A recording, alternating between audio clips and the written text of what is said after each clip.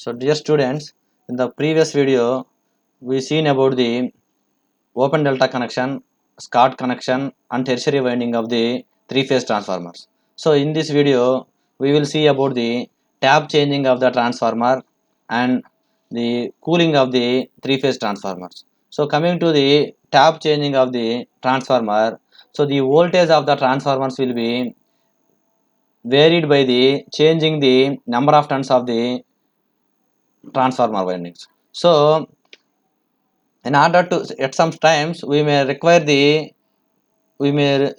change the voltage levels of the transformer during in the no load condition and loaded condition. So in order to change the voltage to our the transformers either in the no load condition and loaded condition, we have to change the number of turns on the transformer. So in order to change, we go for the tap changing. So for a sufficient close control of the voltage, normally the tap changings are provided on the HV side of the transformer. HV side of the transformer. And normally the HV winding, the tap changing will be in two types. What are those two types means? No load tap changing or off load tap changing of the transformer and on load tap changing of the transformer. So our first discussion is offload tap changing of the transformer. Offload tap changing of the transformer. So here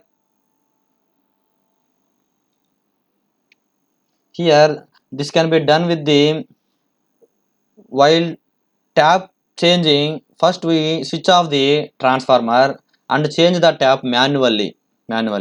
So what are the steps we have to follow while going for the offload tap changing? In this method, the transformer is disconnected from the main supply and the tap setting is to be changed, and that can be setting is usually done with the manually. So the offload tap changing transformer diagram is as shown in the figure. So here we have the winding, and here also we have the winding, that is either primary winding or secondary winding. Here normally we have the primary winding. So by changing the primary winding turns, we can develop the voltage changes. So we can change these tap settings manually. And coming to the on load tap changing of the transformers, so in the on load tap changing, what we do means we have to follow the some steps. So in order to supply may not be interrupted on load, tap changing transformer is used. So sometimes while transformer is in load condition, so that load condition is may not be interrupted. So without interrupting the load condition, we have to change the voltage levels of the transformer. So for that we go for the on load tap changing of the transformer. So while tapping on load, we have to follow the following two conditions. So what are those two conditions? The load circuit should not be broken to avoid arcing and prevent the damage of the contacts. So to prevent the damage of the contacts, the load circuit should not be broken. And similarly, the no parts of the winding should be short circuited while adjusting the tap. So while adjusting the tap, there is no short circuit. So by following these two conditions, we can make the tap setting during the on load condition. So the diagram for the on load tap setting is as shown in the figure. So here we have the LV winding and here we have the HV winding, and normally we go for the tap setting on the HV winding. Already we told in the previous slide.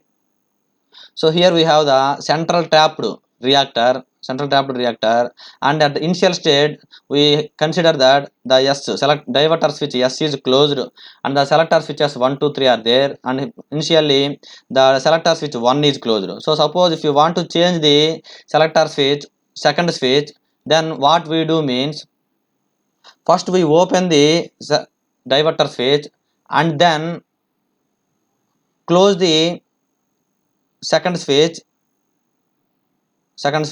and after closing the second switch we will open the first switch and close the S switch. So what we done here means while tap changing is done, there will be no interruption to the selector switch during the tap changing.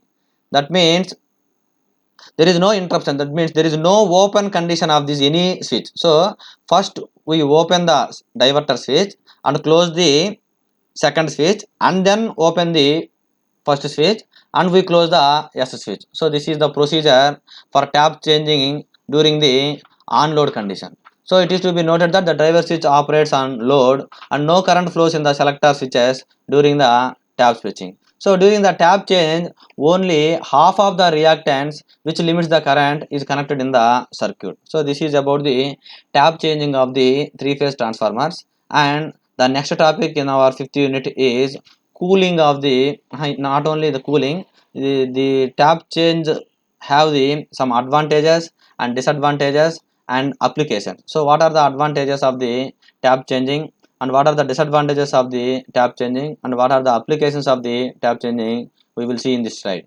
So what are the advantages? The following are the advantages. So the ratio of the voltage can be varied without de-energizing the transformer. So without de-energizing the transformer, we can change the voltage by changing the tap settings. So this is the one of the advantage, and it provides the voltage control in the transformer. For that only we go for the tap changing. So this is also one of the advantages of the tap changing on load and no load condition of a three-phase transformer.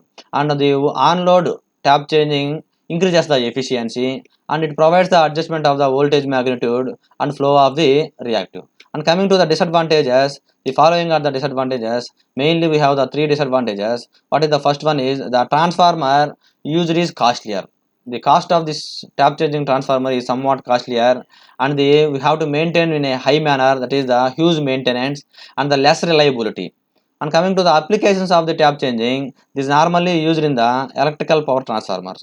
So the main applications of the tap changing transformer is electrical power transformers. Sometimes we may change the voltage based upon the consumer requirements. So at that case, we go for the tap changing transformers. So our next topic is cooling of the transformers, that is the three-phase transformers. Normally that cooling will be done in so many ways. So here for small transformers we go for the natural air cooling, and for the medium transformers we go for the housing them in the tanks filled with oil, and for the large transformers we have to provide the external radiators to increase the cooling surface of the oil filled tank, and this oil will be circulates around the transformer and moves throughout the radiators where the heat is released to the surrounding air. So not only these classifications, so many classifications are there, and those classifications we already seen in our fourth unit while discussing about the classification of the transformers. There we consider the one point as the based upon the cooling, how the transformers will be classified. So in this way we can go for the cooling of the transformers. So with this we complete the fifth unit. Thank you.